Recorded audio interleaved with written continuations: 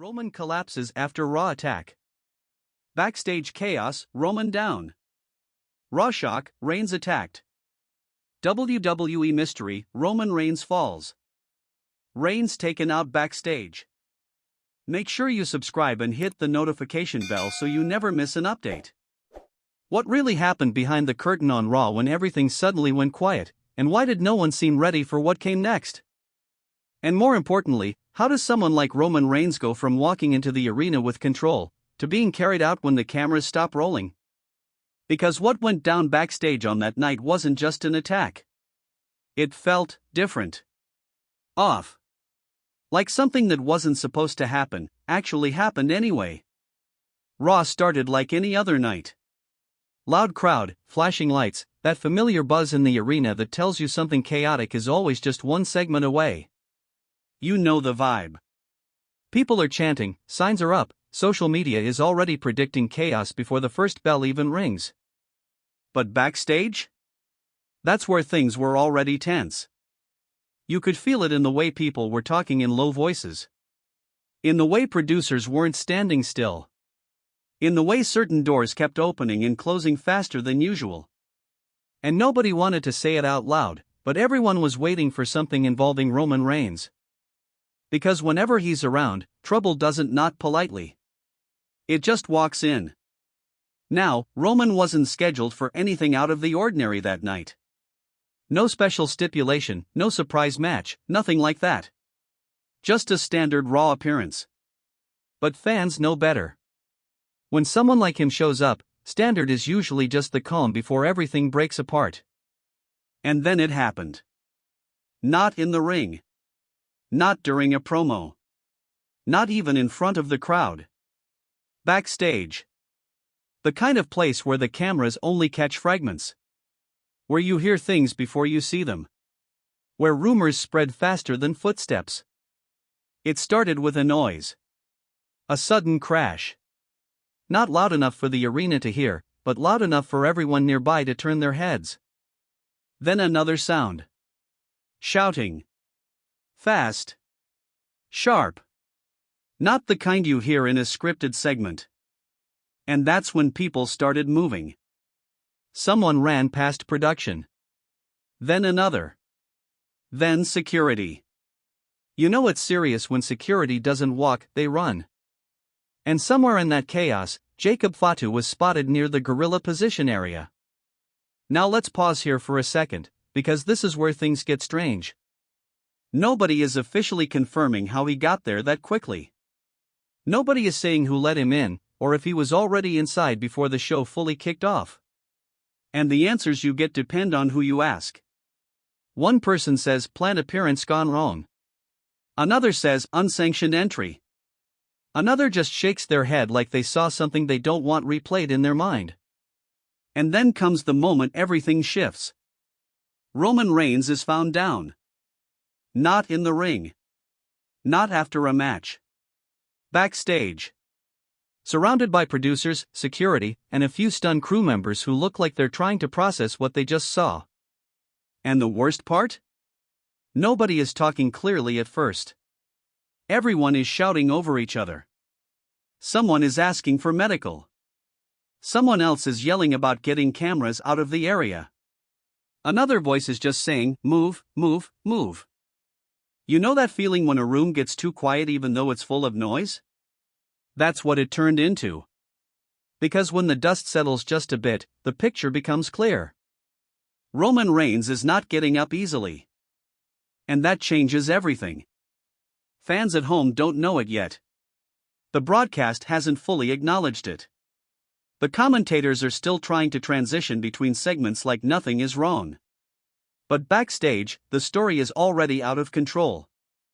And here's the thing about WWE chaos, it doesn't stay backstage for long. It leaks. It always leaks. So by the time whispers reach the arena, people are already sensing it. The crowd gets restless. Chants become uneven. Even the energy feels distracted. Then suddenly, production calls for a hard cut. No warning. No explanation. Just a shift. And that's when everyone knows something real just happened. Backstage again, Roman is being assisted now. Not walking. Not standing on his own. Assisted. There's no dramatic music. No camera zooms. Just real urgency. Real concern. The kind you can't fake no matter how scripted the world around it usually is. And if you've watched long enough, you know this is the moment where storyline and reality start blurring. Because even if it started as an angle, the reaction in the room is never fully controlled. Someone hands him water. Someone else is checking his shoulder. A producer is talking into a headset so fast it's almost impossible to follow. And Jacob Fatu? He's no longer just a presence in the background of rumors. Now he's a name everyone is saying carefully, like it might escalate things just by being spoken too loudly. But nobody has the full story yet. That's the part that makes it worse. Because wrestling fans love clarity. We love a villain, a motive, a clean explanation. But what happened here doesn't give that immediately. It leaves gaps. And those gaps? They get filled with speculation faster than anything else. Was this personal? Was this planned? Or was this one of those moments where control just slipped out of everyone's hands? Meanwhile, Roman is slowly helped toward the medical area. Not rushed for drama. Not staged for effect. Just real movement. Slow, steady, careful. And for a second, there's this eerie silence around him. Not from the crowd, but from the people backstage who usually never stop talking. Even the noise feels like it's been turned down. Someone finally says it out loud, "We need an update." But no one answers immediately. That's when you realize how serious it is. Now let's talk about something fans don't always think about.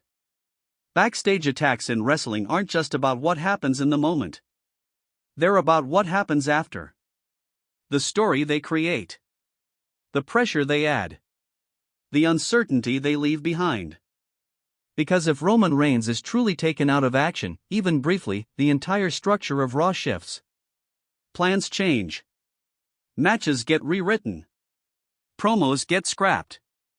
Entire story arcs suddenly hang in the air like they're waiting for permission to continue.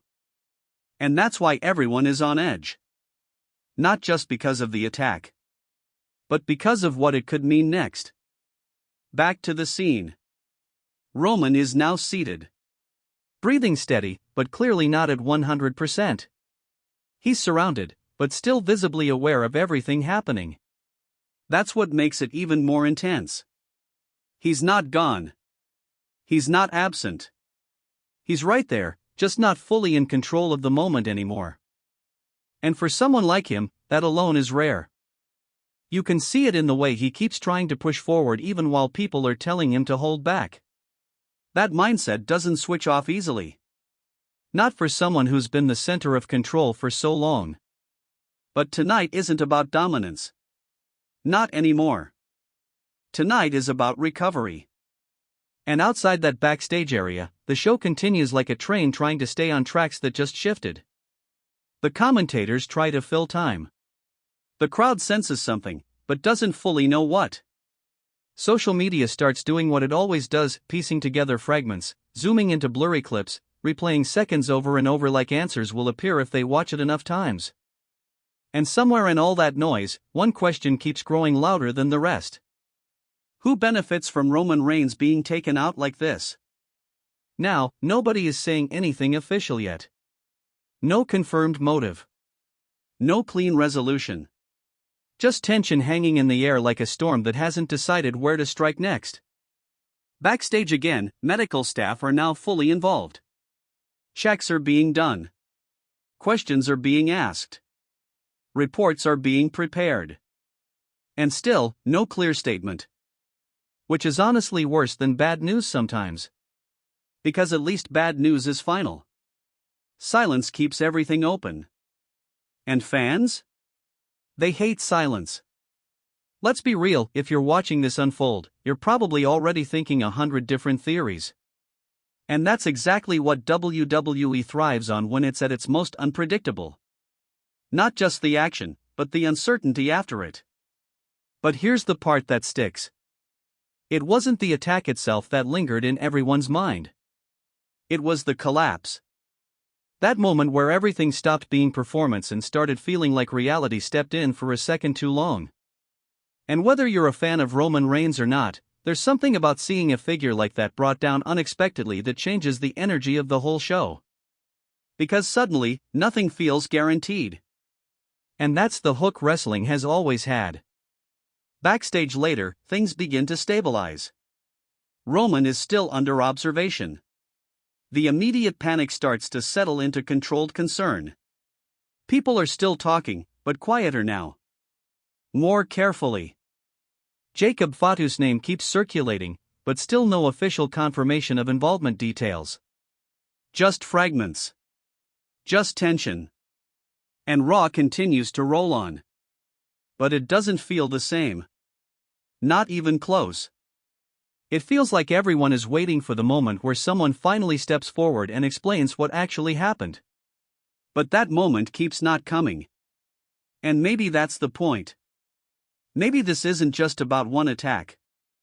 Maybe it's about what happens when control disappears for even a second in a world built on control. So if you're still here watching all of this unfold, drop a comment and tell me what you think really happened backstage. Was this something personal? Something planned? Or something that got out of hand way too fast? And if you're enjoying